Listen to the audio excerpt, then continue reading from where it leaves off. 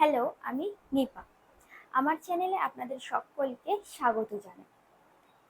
আমরা সবাই সকাল থেকে রাত পর্যন্ত ফেসবুক বা হোয়াটসঅ্যাপে চ্যাট করার সময় যে ইমোজিগুলো ব্যবহার করে থাকি, সেটা কিন্তু আমরা যে কতবার ব্যবহার করি তা কিন্তু গুণে বলতে পারবো না। এক কথায় যে কথাগুলো আমরা নিজের মুখে বলতে পারি না, সেই কথার অভিব্যক্তি আমরা এই ইমোজির দ্বারা বুঝিয়ে থাকি। কিন্তু আমরা অনেকেই এই ইমোজিগুলোর সঠিক মানে জানি না। তো চলুন আজকে জেনে নেব এই ইমোজিগুলোর বাংলা থেকে হিন্দি সুন্দর সুন্দর মানে। আমাদের লিস্টের সবার প্রথম যে ইমোজিটা, হাসতে হাসতে চোখে জল, এটা কিন্তু আমাদের সবার প্রিয় একটা ইমোজি। যখন কোনো বিষয় শুনে আমাদের খুব হাসি পায়, তখন আমরা এই ইমোজিটা পাঠিয়ে থাকি। এটাকে হিন্দিতে বলা হয় হাসতে হাসতে রোনা, আবার বলা হয় বহুত হাসনা। নেক্সট ইমোজি হলো জোরে জোরে কাঁদা। যখন আমাদের খুব কষ্ট হয়, খুব কান্না পায়, তখন আমরা এই ইমোজিটা পাঠিয়ে থাকি। এটাকে হিন্দিতে বলা হয় জোর জোর সে রোনা বা ফুট ফুট কার রোনা। নেক্সট হচ্ছে কি এই লাল হয়ে যাওয়া ইমোজিটা। কারোর ওপর যখন আমরা ভীষণ রেগে যাই, তখন আমরা এই ইমোজিটা পাঠিয়ে থাকি। এটাকে আমরা হিন্দিতে বলতে পারি বহুত গুস্সা হোনা। আর যখন আমরা রেগে আগুন হয়ে যাই, মানে আগুনের মতো এরকম লাল হয়ে যাই, তখন আবার আমরা এটাকে বলতে পারি যে আগ বাবুলা হোনা।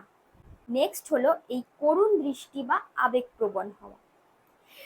যখন আমরা কোনো কিছু আবদার করি, কারো কাছে কোনো আবদার করি বা যখন ইমোশন হয়ে যায়, তখন আমরা এই মিষ্টি মুখের ইমোজিটা পাঠিয়ে থাকি। এটাকে হিন্দিতে বলা হয় মাসুম চেহারা বা ভাবুক হোনা। নেক্সট যে ইমোজিটা, সেটা হচ্ছে কুল বা স্টাইলিশ। দারুণ কোনো কাজ করলে বা স্টাইল দেখাতে এই ইমোজিটার তো কোনো জবাবই নেই। এইটাকে আমরা হিন্দিতে বলতে পারি বিন্দাস, আবার বলতে পারি সোয়াগ। নেক্সট হলো এই গালে হাত দেওয়া বা আবেগপ্রবণ হওয়া।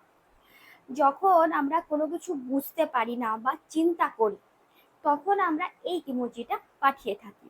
এটাকে হিন্দিতে বলা হয় সোচ মে পড়না বা চিন্তা করনা। নেক্সট হলো হাই তোলা বা বিরক্ত হওয়া। যখন খুব ঘুম পায় বা কারোর কথা শুনে খুব বোরিং লাগে, তখন আমরা এই ইমোজিটা পাঠিয়ে থাকি। এটাকে আমরা হিন্দিতে বলতে পারি উবাসি লেনা বা বোর হোনা। নেক্সট হলো চুপ করানো বা থামানো। কাউকে কোনো সিক্রেট বলতে গেলে বা কাউকে থামাতে গেলে আমরা এই চুপ করা এই ইমোজিটা পাঠিয়ে থাকি। এটাকে আমরা হিন্দিতে বলবো চুপ রেহেনা বা খামোশ। নেক্সট হলো এই কপালে হাত দেওয়া বা নিরাশ হওয়া। যখন কেউ বোকামি করে বা নিজে যখন কোনো ভুল করে ফেলি, তখন আমরা এই ইমোজিটা পাঠিয়ে থাকি। এটাকে আমরা হিন্দিতে বলবো নিরাশ হোনা বা সির পিটনা। লাস্ট ইমোজি হলো প্রণাম বা অনুরোধ।